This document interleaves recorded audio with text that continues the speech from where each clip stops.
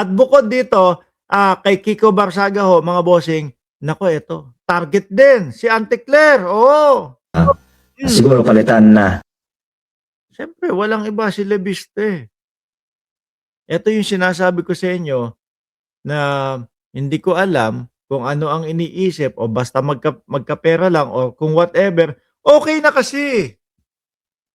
Humihingi na ng payo, mga kababayan, kay Ping Lacson. Lumapit na kay Ping Lacson si Promilkid eh. Di ba? Yung nanay eh. Oh, meron na nga pakulo sana na umiiyak nga eh.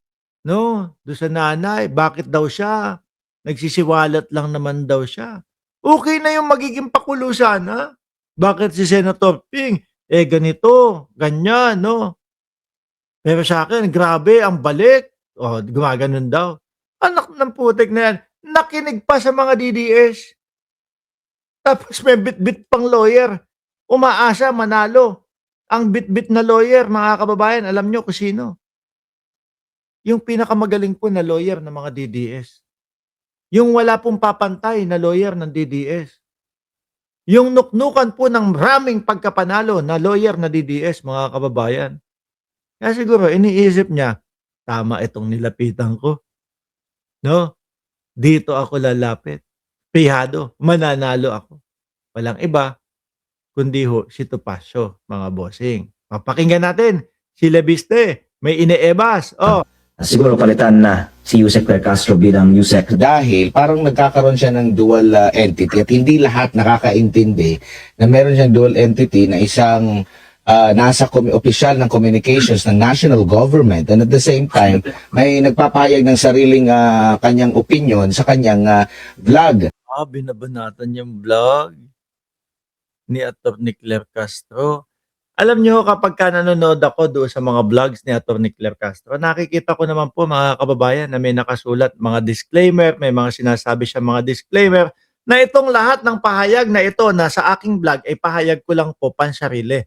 Kumbaga siya lang yan, hindi nagiging in behalf of presidente. Bilang isang mamamayang Pilipino, mga kababayan, may karapatan din po tayo nung ating mga pananaw. 'Di ba?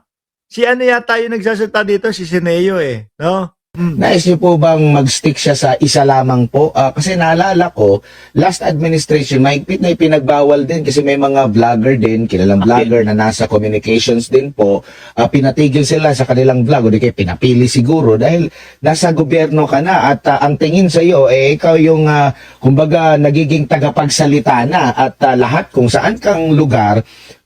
Alam nyo, isa sa dahilan na nakikita ko ho, mga bossing, kung bakit nila punterya si Atty. Claire Castro. Kasi bawat fake news nila, talaga naman pong napapahiya sila. Sinasagot po lahat ni Atty. Claire Castro, mga bossing. Yung una nga nagagalit sila Bakit ganun? Parang ikaw tagapagtanggol ni Pangulo, spokesperson, tagapagsalita ka lang naman. Diba ganun yung mga DDS? Ba't pinagtatanggol mo? Siyempre ho, mga kababayan.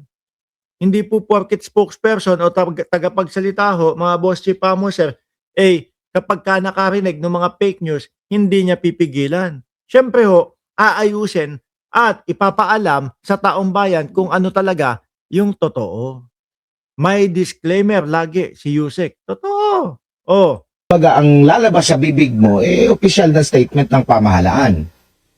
Tama po. At naisip ko lang ngayon, baka may legal prohibition nga sa negosyo sa vlog Oo, yun pang yung negosyo. Yung negosyo mo, ayusin mo. niya habang siya po ay presidential spokesperson. Baka pwede nating pag-aralan yan. Pero, of course, politically, hindi maganda para sa administrasyon na may vlogger na hindi lang siya basta-basta nag-vlog.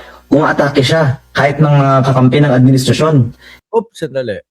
Siguro napapansin niya kung kakampi ng administrasyon, merong mga mali siyang nakikita. Di ba? Sabi ni Shiro Kansaki, magbayad ka ng 24 na bilyon na multa mo sa DOE. Naku, yari sila dyan. Kaya lalong dumadami yung mga kalaban ng administrasyon dahil sa mga vlog niya. Hindi naman. Mga DDS lang. Brad, naputik ka, bulag ka ba? Nakita mo yung dati na mga kalaban ni Pangulong Bongbong Marcos o yung kabardagulan namin dati na mga kakamping, ayan, unti-unti na sumusuporta.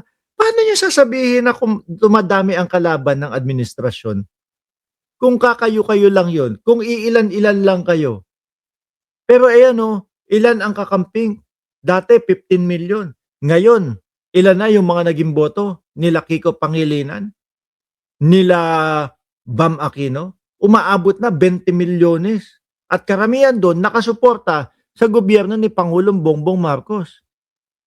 Di ba? At actually, pina-research ko rin sa aking staff yung approval rating Ayun, putik na. May research pa kayo ha. May nalalaman pa research ha. O yung approval rating ni Bongbong ay dahil kay Atty. Claire Castro. Iisa. Nakita nyo ho mga kababayan, doon sa Semenay, mga bossing, doon sa mga kampon ni Kibuloy na mga vlogger, bumababa yung bumababa itong ratings ni Pangulong Bongbong Marcos dahil kay Claire Castro. Sino ba naman ang maniniwala sa inyo dyan?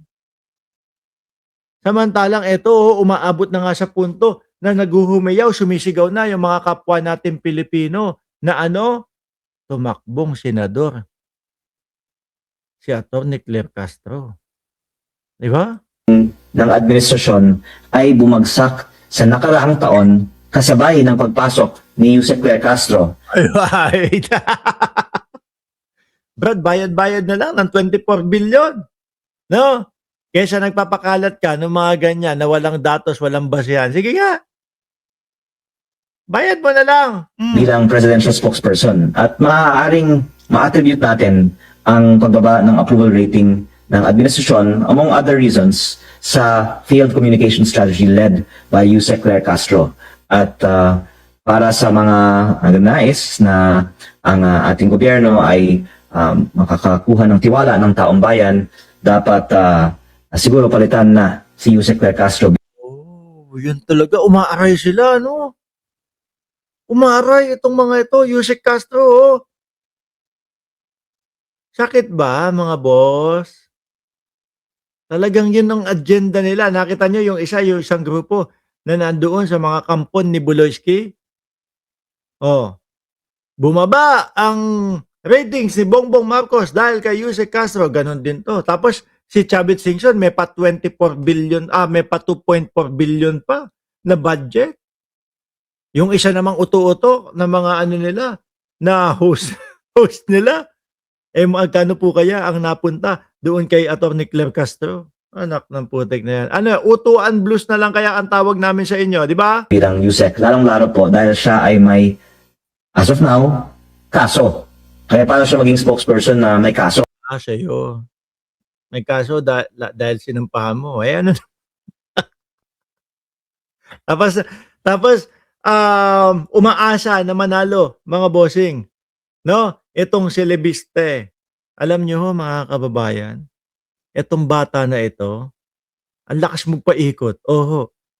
No, ang lakas magpaikot, mga boss G Pamo, sir.